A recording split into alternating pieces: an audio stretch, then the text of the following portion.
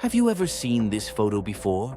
A skeletal body with abnormally large eyes and dilated pupils, and the mouth is torn to the point of being non-functional. Additionally, the hands and feet are bound as if wearing a straitjacket, and the back is significantly hunched like a hunchback. What could have possibly happened to this person? After the end of World War II, the participating countries were busy preparing for another potential war, while outwardly promoting peace. The Soviet Union was no exception, and is known for conducting numerous brutal secret experiments until its dissolution. The experiments conducted under the direction of the Soviet secret police were highly unethical and drove people insane. Among the many related tales, the most famous is the sleep experiment. In the late 1940s, Russia was fervently developing stimulants to suppress soldiers' need for sleep and enable more efficient combat. Germany, the United States, and the United Kingdom were using stimulant drugs for their soldiers, and the Soviet Union, not wanting to fall behind, aimed to invent even more potent and effective stimulants. Thus began the Soviet Nikolaev sleep experiment. The aim of this secret experiment was to keep the subjects awake for up to 15 days. 5 political prisoners were selected as test subjects. If you stay awake for 15 days, you will be granted freedom. The experiment took place in a sealed concrete room.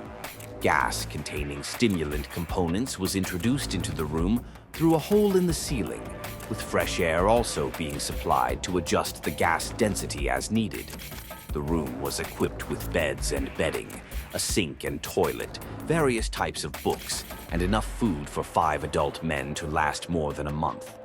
Observation of the subjects was done through microphones inside the room and a large 5-inch thick glass wall installed on one side, as there were no CCTVs inside the lab. On the 5th day of the experiment, they all seemed fine. They spent their time discussing the traumatic events they had experienced in the past. They seemed to bond with each other. Possibly due to the stimulant effects, they did not express dissatisfaction or distress about not sleeping. In fact, they appeared to hold a strange expectation of being freed in 10 days, at least for the first 5 days.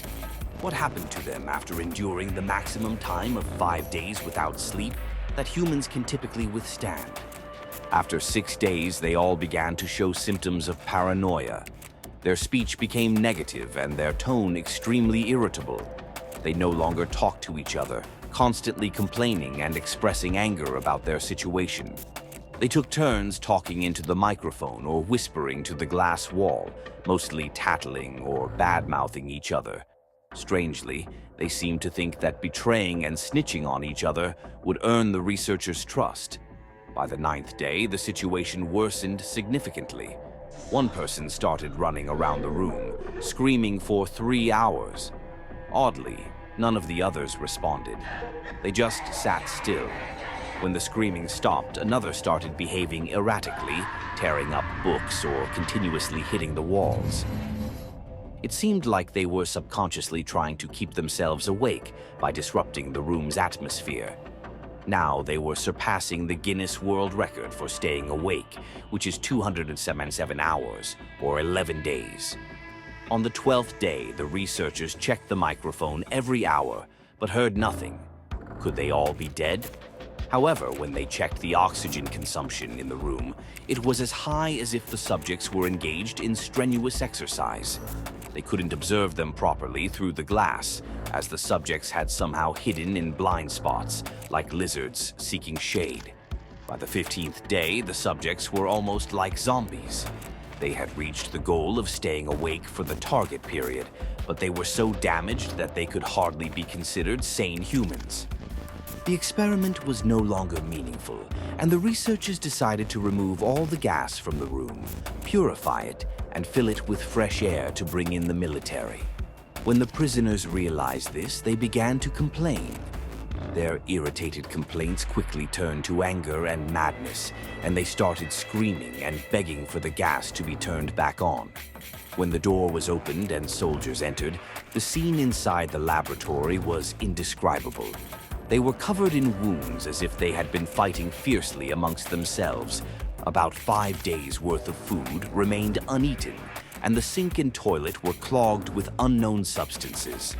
When one of the soldiers pointed a gun at them and asked for identification, one of the subjects smiled and responded, "We are you.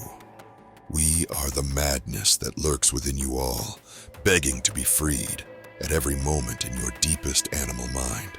The prisoners were transferred to the operating room, and their strength, seemingly depleted, was astonishing. There was something beyond the adrenaline that comes from extreme situations. It was clear the gas had done something to them. Regular doses of anesthetics didn't work, and they needed over 10 times the normal amount of morphine. They only shouted, "More!" as if inhaling the gas was their sole purpose in life. They refused anesthesia, seemingly wanting to stay awake through pain. Do you think surgery without anesthesia is possible for ordinary people? The surgery proceeded without anesthesia, but the prisoners didn't appear to feel pain, staring blankly into space. One surgeon recalled a prisoner smiling during the whole operation, a chilling smile he would never forget. The surgeons examined the prisoners' bodies through surgery and stated that it was impossible for them to be alive. There was a clash between the soldiers and the researchers about how to handle the prisoners. The researchers advocated for euthanasia, while the military commanders wanted to resume the experiment.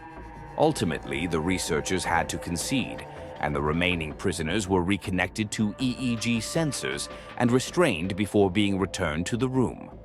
Realizing they could inhale the gas again, the prisoners did not resist, and one even hummed a tune.